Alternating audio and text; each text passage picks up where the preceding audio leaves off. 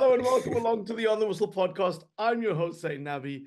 Joining me is one of the goats of African football. He will play himself down. He's fresh off an overnight of talking African football and global football and French football and Champions League football and everything you can imagine. Maher Mezahi, an absolute doyen when it comes to this knowledge on African and North African football. It's a pleasure. We're humbled to be in the presence of greatness. Thank you for joining the pod today. Please stop with the flattery. I'm the one that's humbled and happy to be joining. And I'm glad that you mentioned that I was up all night so people can see, if they're watching, you can see the puffy eyes. Zayn had to say it to make an excuse for my appearance. So apologies for all. And yeah, happy to be on it. Hope we could talk African football. Yeah, and before we transition into that, like to give a plug, you were on the World Football Phone-In, which you can access pretty much anywhere in the world. It's one of the BBC's flagship international football programs. With the audience's appetite, give them 30 seconds on why they need to watch the show. No, it's really like you say, one of the flagship shows when you talk about podcasting in world football. It's like I would say one of five or ten that really has made its mark over the years. It's been going for more than 20 years, and really it's made up by the personalities that host it. So you have Datan Mm, Adebayo from London, BBC host, really funny guy, very interesting and knowledgeable guy as well. And Tim Vickery for me is probably the best on radio and television. Just always finds ways to draw in different politics, economy, social factors, and weave them into South American football. And then every week they bring in an expert from another part of the world, and I was brought in to talk about African football. So I'd highly recommend it. It's very funny, very insightful, and I think you'll enjoy it.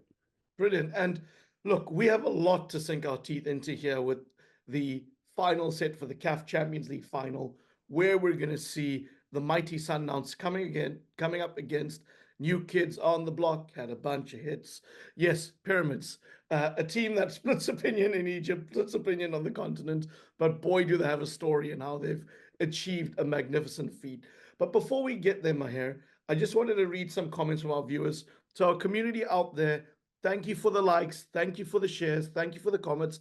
Maher, thank you for the likes. Thank you for the comments. And I just want to weave some of them in before we get going. And we have Joy Photography. And Joy said, wow, guys, thanks. I didn't expect to get a mention in the last podcast. It was so nice as we viewers get publicly acknowledged. We definitely support the new show even more, or the show even more. By the way, side note, my handle's actually from my photography business on YouTube. Um, Joy, thank you for the comments. We love them. We had another one from Ngaliki Locke, who said, great pod, nice having Lawrence on. He's a respectable journalist. Unsurprising that, of course, he would predict a Pirates versus Al Ahly final. Well, we get to see how the last laugh there, right? Hopefully, we get the job done in the Lions Den.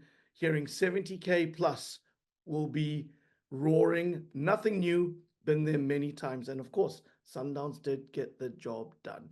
And one more comment we had from Lonwabo Adeola. Great podcast, saying, and having Lawrence in your show.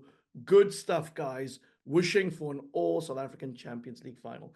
Now, Maher, you might be unsurprised to hear that that's what I was wishing for, but we managed to get Sundowns finding a way to survive in the Lions Den, getting that away draw, qualifying on the away goals rule. Let's start with your takeaways from that semi. That was obviously the plum tie. Might not have been the most exciting, depending on who you talk to. But what were your takeaways from that semi? Yeah, as you mentioned, the prestige of the two clubs, I think, and the consistently high level they've been playing at over the last decade or so.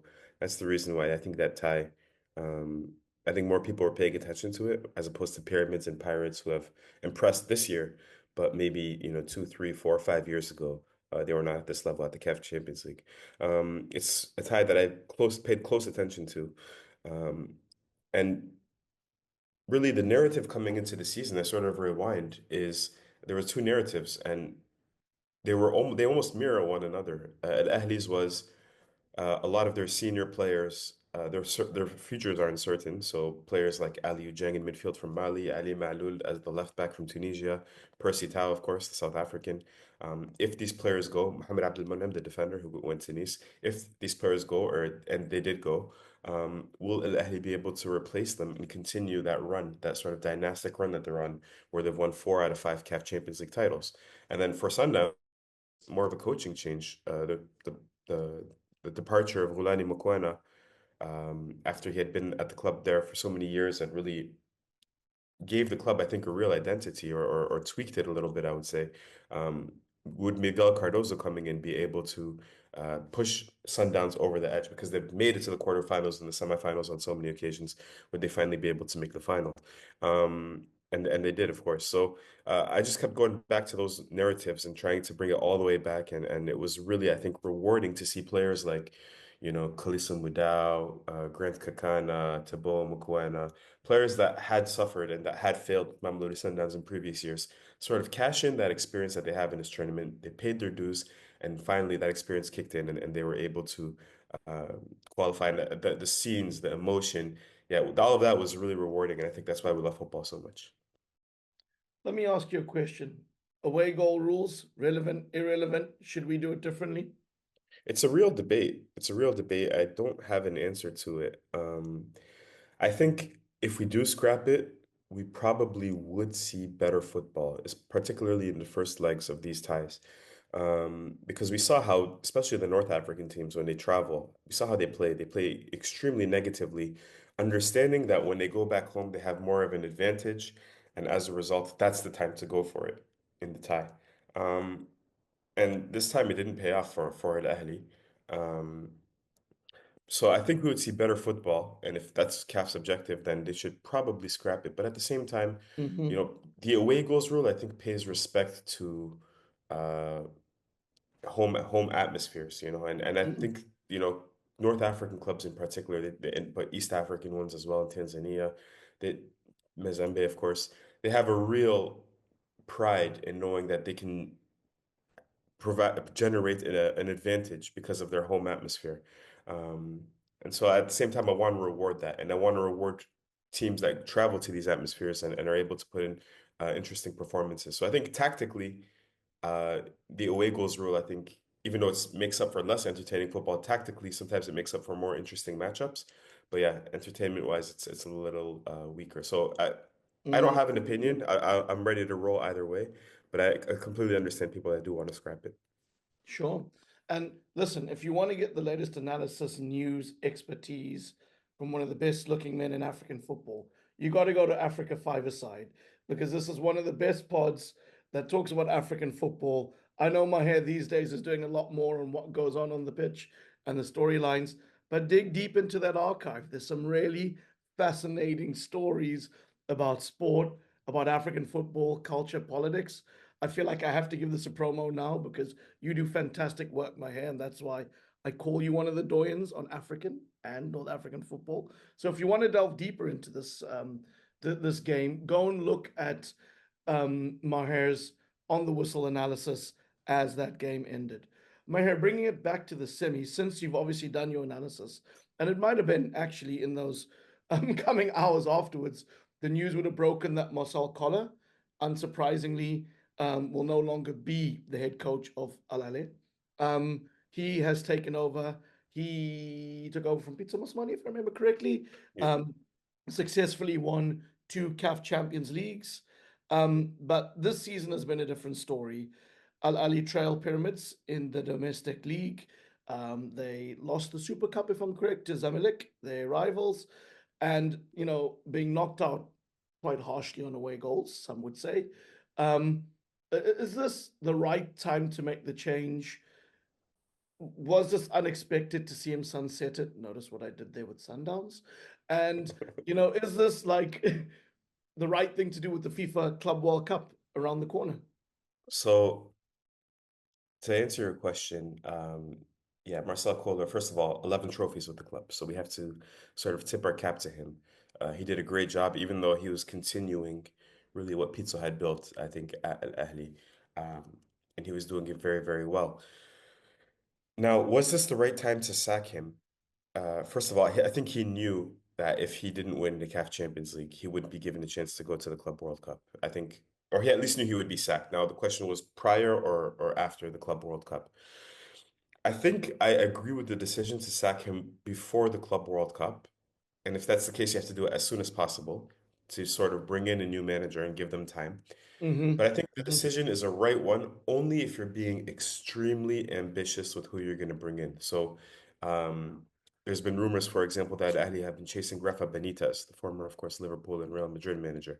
If you're going to be very ambitious with a big name and you're going to dangle that Club World Cup carrot in front of their face, then that makes sense. If you're going to go and bring in, an interim coach or an Egyptian manager that you could have hired, in July or August, in that sense, I don't really agree with the decision to fire him now.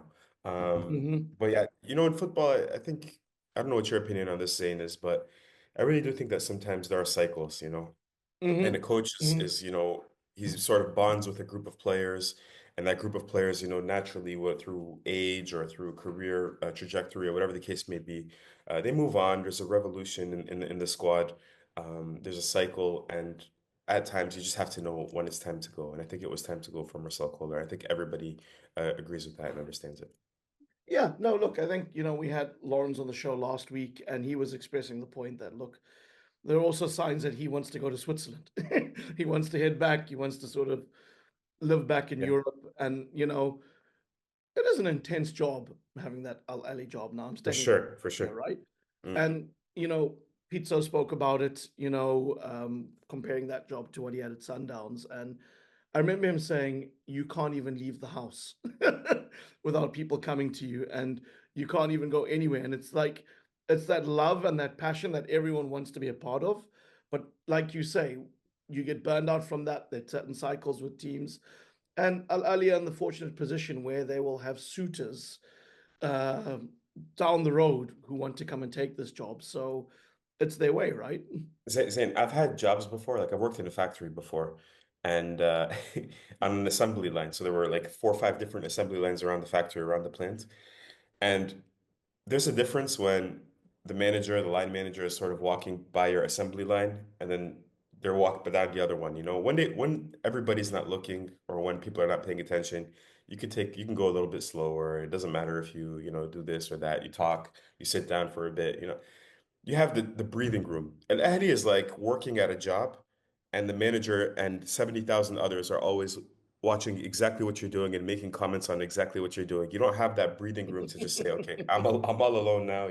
And it's yeah, you can imagine how exhausting that would be on somebody's psyche. So Of course. And talking about coaching changes, Sundowns brought in Miguel Cardoso after a disappointing start for Mankoba who's at Golden Arrows, which, if I declare an interest, that's my local team in Durban. And, I knew Mankoba when he was coaching there many years ago. Abafana Bestende, the Backyard boys. Um, Maher, I mean, vindication for Sundowns must feel vindicated now that they made this coaching change, right? yeah, it's one of those where the results sort of justify the decision. And that's what it was always going to be.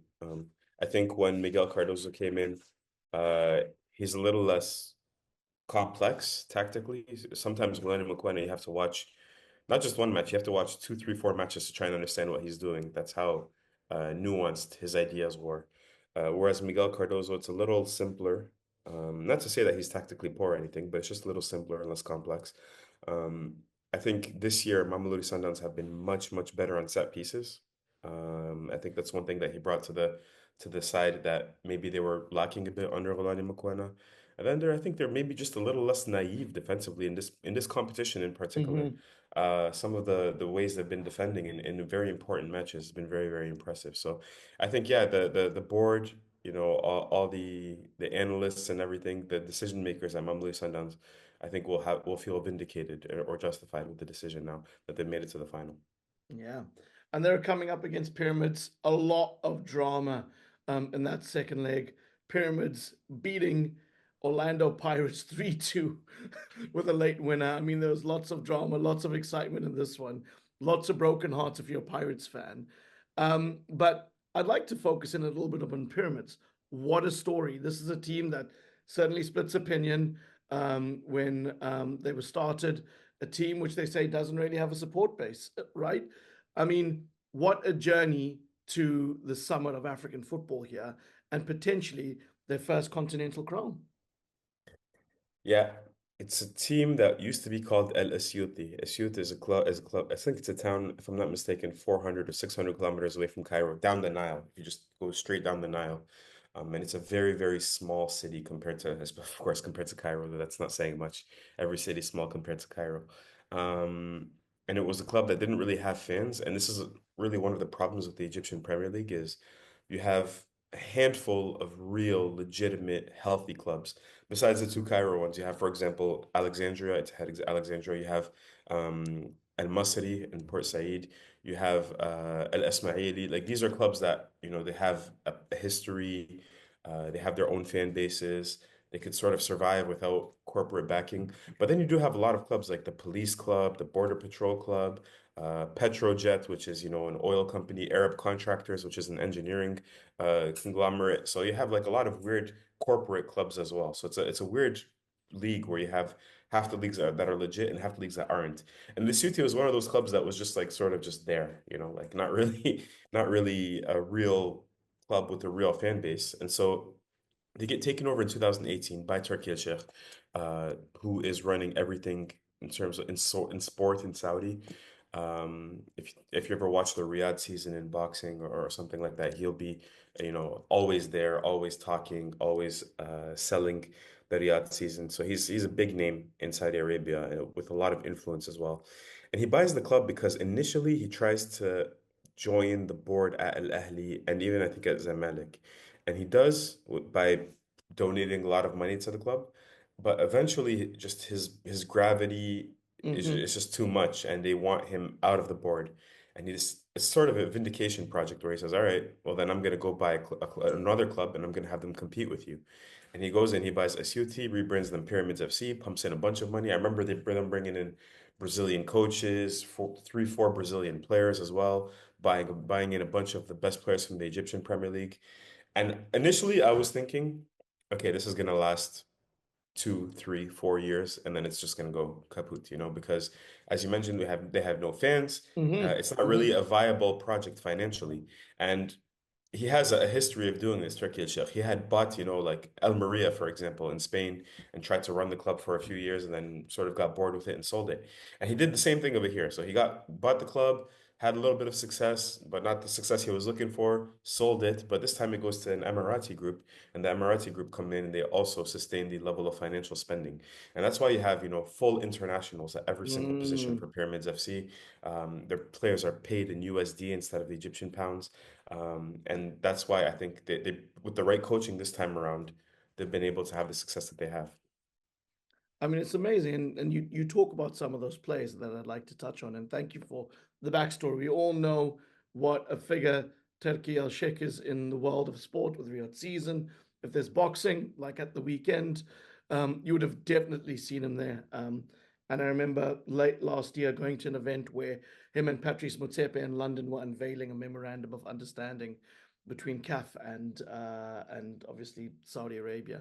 I still think we're waiting for a bit more meat on that bone, but Just a good photo opportunity. don't know what you're talking about, Maher. So we're still, as I said, waiting for a bit more context on that. But to bring it back to the players, like you were talking about, you have Fiston Mayele, 8 goals. He's the current top scorer in the CAF Champions League. Ibrahim Adel, 6 goals, who's in third. What does that tell us about Pyramid's attacking prowess? I know in previous pods we've spoken about how many goals they've scored because there's a club they've scored the most in the CAF Champions League, and there was a suggestion maybe they're flat track bullies, in the sense of the cricketing terminology. They can score runs on dead pitches. What's your view? I don't think they're flat track bullies because since they've hired Krunoslav Jurcic, you can go, if anybody can go on the website Transfer Market, you can click on the manager profile and you can see exactly how many goals they score since he started his tenure there, which I think is around 2 years now. And he's been averaging almost 2.5, 2.6 goals per game, which is very, very healthy. That's very, very good. Usually, if a coach can average 2 goals a game, you tend to be happy. But 2.5, 2.6 is top notch. And then in the Champions League this year, it's been closer to three. Now, yes, some of those have been against, Sagrada Esperança from Angola or Joliba from Mali, where they put five or six past those clubs. And I understand, sort of discounting those results because they were very, very weak sides, even against other clubs in the competition. But they've been scoring even in the Egyptian Premier League at ease. And so that is the strength of their club, in my opinion. It was weird to see them go to Morocco with a 4-1 lead and see them try to defend against Asfar, and they nearly gave up the lead, losing 2-0. And it was weird to see them do it at FNB Stadium Mm, against Orlando Pirates as well. That time with a little more success, I thought, winning the mhm, midfield battle, and I thought they could have maybe won that match. Of course, they had two disallowed goals on the day, but they are not flat track bullies in that sense. What they tend to do is they like to get on the ball, they like to pin you a little deeper, get as wide as possible, and use their width of their fullbacks. Their fullbacks are very good. Mohamed Hamdi, but particular the Moroccan right back, Mohamed Shibi. He's behind all the goals that they've scored against Orlando Pirates. And yeah, and they whip those crosses in with those inverted wingers coming in or overlapping as well. And Fiston Mayele is the center of it all. So sorry I'm droning on and on and on, but they've been really good to no, watch and they've been scoring a lot please of goals go. this season. Well, listen, you've given us wonderful takeaways and a snapshot of what to expect coming up, or a bit of analysis also on the games. Let's look ahead to the final. Maher, two legs. How do you think this is going to play out? It's one of those where I think you have the two sides that like to hold on to the ball the most, two sides that have to like ball Mm, possession the most. So it's going to be a real midfield battle, in my opinion. And Mamelodi Sundowns, on paper, I think have the best midfield in Africa, but they're going to have to play like it. At times, they haven't played like it. They're going to have to play like it this time around. I think that's going to be a determining factor. There isn't a real big home field advantage for either side. Obviously, Sundowns will have more fans in the stadium. They will have, I think, the fans will really be up for it since it's a final as well, a chance to add a second star. So they'll have the advantage in that sense over Pyramids. But I think there will be more fans from the Pyramid side as well, as the Egyptians are sort of curious that there's a CAF Champions League final in their country, even if it's a club that they don't really support playing in it. Um, Other than that, the main criticism against Mamelodi Sundowns time and time again this year has been that they don't score enough goals in these big matches in the CAF Champions League. I think they're only at 7 goals in 10 matches or mhm, something like that. So mhm. they're not even averaging a goal a game. Whereas Pyramids, as I mentioned, they almost average, 3 goals a game in this competition prior to the semifinals. So in my opinion, that's going to be the main question for Mamelodi Sundowns is, are they going to be able to score away from home in particular? They did it in Cairo, and that was the key to them winning. I think they're going to have to do it in Cairo again against Pyramids this time around and keep the regular clean sheet at home. It's going to be a very tough one. It's hard to predict yet. I'd like to Mm, really go into the nitty-gritty over the next 2, 3 weeks and try to see if I can find out where this match is going to be won or lost. But it is a very even match, and I don't think you can pick a side right now. It's going to be 50-50. perfect. Maher, thank you for your analysis. I'll give you my prediction now. I'm Please. not, I got the final wrong, right? All South African affair did not happen, but I'm going to back Sundowns to do the business at the tail end of the competition. I do think there is something to be said about their failings in recent years and how they couldn't get over the lines, particularly when it came to the semis. But now I think this is a team that's experienced, a team that wants the right type of preparation before they head over to the US, which is obviously a great competition for them to participate in, the FIFA Club World Cup, great for marketing, great for all of that. They will find a way to get that stadium sold out like they did for the AFL, like they've done for previous big games. And again, maybe this is worth you coming back in on. I mean, Pyramids are in a title race domestically with Al Ali. I mean, is that something that can take a lot of energy from them? I know that you have two or three teams that are cuts above the rest, but there is the pressure of having to win that too. Couldn't we say the same about Sundowns, though? Holding off Pirates. I mean, they Well, have I a little think bit more Pirates of a are a lead, little bit right? off the But pace there, yeah, right? yeah. With their Mm, games in hand, I think they're still a mm, little. They'll still be about 5 points behind them, so there's a bit okay. more of a cushion. Okay. Um, I think what I would say is that one of the advantages of having next to no fans is that a lot of that pressure is reduced, and the Yeah. fact that they, are also, chasing inaugural titles and things like that. It's like there's no expectation to do it. It's not like an Ahly where you have to win titles every single year, otherwise you're all sacked. Pyramids have had a successful season no matter what happens here. I think the board are going to be happy and the players are going to be happy. Now it's just about making history for them. So I think pressure is not the right word I would use, but for sure it could be, physically and mentally taxing, trying to compete for, the two trophies at the same time. I think you're absolutely right, Maher. What I will have to say is a slight correction. If Orlando Pirates win their games in hand, they'll be 3 points behind. The reason I have to point of order myself is because the comments will be flooded below with corrections. And Can I somebody have once famously said, the Kenyan guy knows more about South African football than the South African guy. They yeah, must have but talked about Courtney. ah Go on, Maher. The Kenyan guy knows a lot about a lot. Can I just say something about South African fans watching your show and my show? They've been really great, really active. Mhm. But a prediction does not mean that you are doubting the other team. When somebody makes a prediction, it's just to give you a little bit of entertainment, a Of little bit of course. fun, or just to see where they're thinking. You don't have to come back later and say, you never gave us a chance. No, no, no, no, no, no. A prediction is just that. It's just a prediction, okay? I still think either side could win. So yeah, just a point of order on that as well. Absolutely, absolutely. Maher, thank you for joining us on the pod. For those out there, please like and subscribe this podcast. Leave a comment, leave a question. We love to hear from you. If we don't get to you on the show, we will get to you in the comment sections below. Of course, if their questions are not nonsense. Do the same if you're listening to Africa 5-a-side. I'll give that another promo. It's one of the best on the continent. Maher is one of the hardest working journalists, the most knowledgeable. Please like, subscribe, listen to that. Go to that if you haven't been there. And of course, if you want to find us on our social media platforms, you can find us at OTW_podcast on X and Instagram, or just search for the On the Whistle podcast on YouTube and, of course, Facebook. We love to hear from you. Thank you for your commitment to this pod, and thank you for joining us around Africa's biggest bride. We wish you well.